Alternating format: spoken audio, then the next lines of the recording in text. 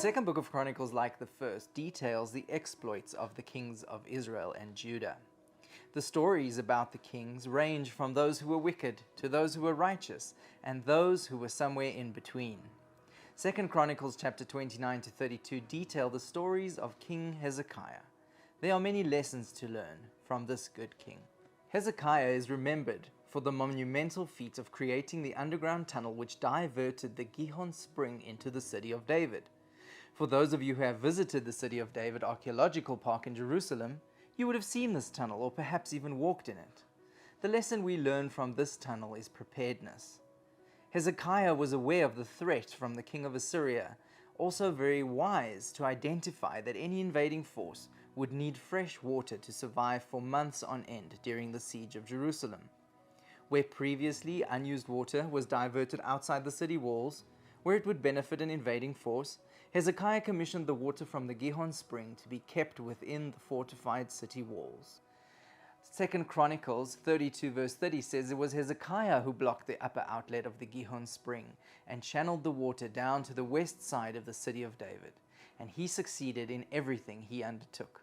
So here we see that King Hezekiah always thought about being prepared. He was aware of the invading army that was threatening to come to Jerusalem, and he wanted to make the necessary preparations so that the city and the people would be prepared for any eventualities. There is an overall consensus that King Hezekiah was a good and righteous king who sought to do what was right in the eyes of God. These righteous acts are recorded in 2 Chronicles. Hezekiah restored the service and worship in the temple, recognizing that the unfaithfulness of the people of Judah and Jerusalem to their God needed to be rectified. He instructed the priests of Levi to consecrate themselves so that sacrifices could be reinstated in the temple. He commanded them to sing psalms and praises of David and Asaph. Hezekiah leads the people to observe the festivals of the Lord, beginning with Passover and the Feast of Unleavened Bread.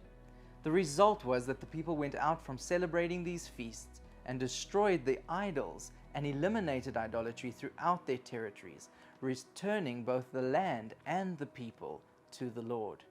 The second book of Chronicles tells us that the joy and the power during this time of restoration was great.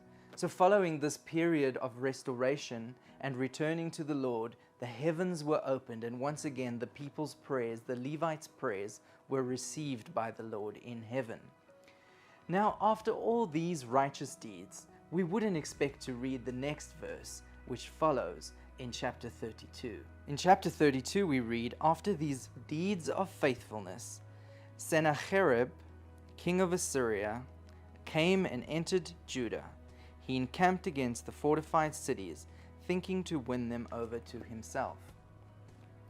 There's a lesson here that even though we strive with all our hearts to do what is right in life, we may still have problems. King Hezekiah did many righteous deeds, and he was faithful to the Lord, and he turned his people back to right service of God himself. Yet he still has to face the tyrant king of Assyria. He wasn't able to escape his problems by the righteous deeds or righteous living or turning the people back to God. He still had to face up to certain problems that he would have to deal with in his life. So there's a lesson here for us that even though sometimes we may be doing everything right in our lives, problems may still arise. There may still be things that we need to face with the help of the Lord. And it's not necessarily that bad things happen because of our bad actions. Sometimes they do. Sometimes we do have to bear the consequences of sin and bad decisions in our lives. But there are other times, as we see here with King Hezekiah, where you have to face the problems that come in life even though you are living righteously and living right with the Lord. So as Hezekiah tries to encourage his people during this very difficult time, the king of Assyria is realizing that the siege and overthrowing of Jerusalem will prove more difficult. So he sends messengers to deliver a message to Hezekiah and the people of Judah. This message instills fear in the people, that all hope is lost and that their God and their king Hezekiah cannot protect them. King Sennacherib spoke even more blasphemous words against God and against his servant Hezekiah. This must have been devastating to the people and the king to hear these words decree destruction to the city and its inhabitants. But once again, here is a lesson to learn from how King Hezekiah responds. Let's turn to chapter 32, verse 20. Now, verse 20 says, "Because this king Hezekiah and the prophet Isaiah, the son of Amos, prayed and cried out to heaven, the Lord sent an angel who cut down every mighty man of valor and every captain in the camp of the king of Assyria. So he returned shamefaced to his own land. And when he had gone into the temple of his God, some of his own offspring struck him down with the sword." Here again we see King Hezekiah's wonderful response. He prayed, he cried out to God, and the Lord responds by sending destruction into the camp of the enemy. The retelling of the events and actions of the kings were chronicled for each generation of royalty to learn from the generation before, and hopefully not to make the same mistakes.